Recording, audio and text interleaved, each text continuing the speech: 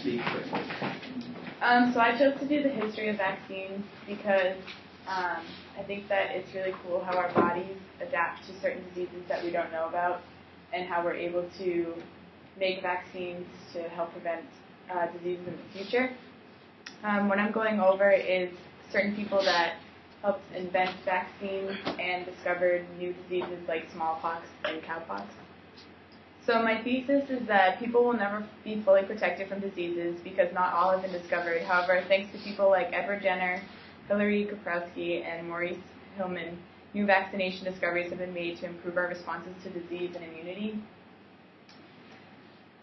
So Edward Jenner was one of the first people to discover disease and vaccination.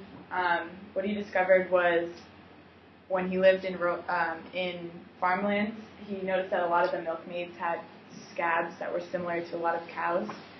So he used Sarah Nelms and James Phipps to test that if you have cowpox, you can be resistant to smallpox as well.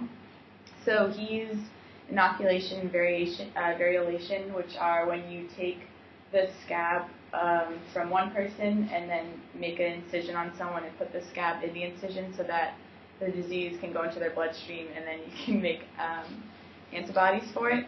So he used Sarah Nelms, who had a cowpox scab because she was a milkmaid, and he injected it into James Phipps, who was an 8-year-old who had never had smallpox, and then they found that there was no change, so that meant he was resistant to smallpox.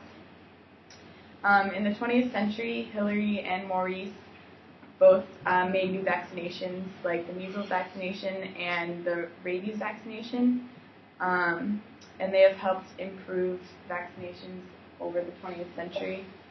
So I hope to learn more about new ways that they're trying to do vaccines. Like MIT is making a microneedle, which is tiny needles that don't even hurt, that are dipped in vaccinations, because it's hard to keep the vaccination, because it's live bacteria, it's hard to keep it alive in hot climates.